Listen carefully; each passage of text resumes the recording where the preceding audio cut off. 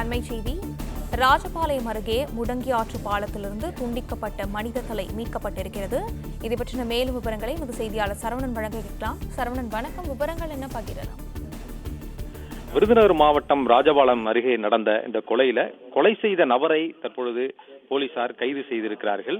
விருதுநகர் மாவட்டம் ராஜபாளையம் அருகே ஐயனார் கோவில் சாலையில முடங்கியாற்று பாலம் அருகே துண்டிக்கப்பட்ட மனித தலை ஒன்று கிடப்பதாக அந்த வழியாக சென்ற பொதுமக்கள் பார்த்துவிட்டு உடனடியாக காவல்துறையினருக்கு தகவல் தெரிவித்தார்கள்.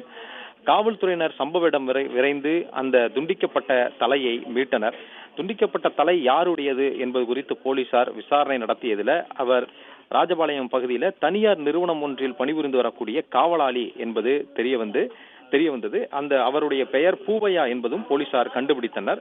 பூவையாவை கொலை செய்தது யார், அவருடைய தலை தவிர்த்து மற்ற அவருடைய உடல் எங்கே கிடக்கிறது என்பது குறித்து போலீசார் விசாரணை மேற்கொண்டனர். முதற்கட்ட விசாரணையில அவருடன் பணிபுரிந்த இந்த தனியார் நிறுவனத்தினுடைய காவலாளி பாலகிருஷ்ணன் என்பவர்தான் கொலை செய்தது என்பதை கண்டுபிடித்து அந்த பாலகிருஷ்ணனை தற்பொழுது கைது செய்திருக்கிறார்கள். கைது செய்யப்பட்டிருக்கக்கூடிய பாலகிருஷ்ணனிடம் நடத்திய விசாரணையில உடலை வேறொரு இடத்தில் அவர் வீசியிருப்பது தெரிய வந்திருக்கிறது. இதனை அடுத்து காவல்துறையினர் சம்பவ இடம் விரைந்திருக்கிறார்கள். முதலில் இந்த துண்டிக்கப்பட்ட தலையை எடுத்தவுடன் அவர் யார் என்பதை கண்டுபிடிப்பதற்கும் உடலின் மற்ற பாகங்களை கண்டுபிடிப்பதற்கும் மோப்பநாய்கள், தடயவியல் துறை நிபுணர்களை எல்லாம் வரவழைத்து விசாரணை மேற்கொண்டனர்.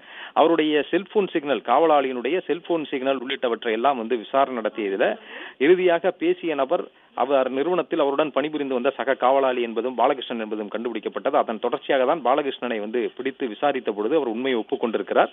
தற்பொழுது உடல் வீசப்பட்ட இடத்தையும் அவர் ஒப்புக்கொண்டிருக்கக்கூடிய நிலையில் அவர் உடலை மீட்பதற்காக காவல்துறையினர் அங்கு சென்றிருக்கிறார்கள். முதற்கட்ட விசாரணையில இது இருவருக்கும் ஏற்பட்ட முன் விரோதம் காரணமாக இந்த கொலை நடந்திருப்பது தெரிய வந்திருக்கிறது. என்ன காரணத்திற்காக கொலை செய்யும் அளவிற்கு அவர் சென்றார் என்பது குறித்து கைது செய்யப்பட்ட பாலகிருஷ்ணனிடம் தொடர்ந்து விசாரணை நடத்தப்பட்டு வருகிறது.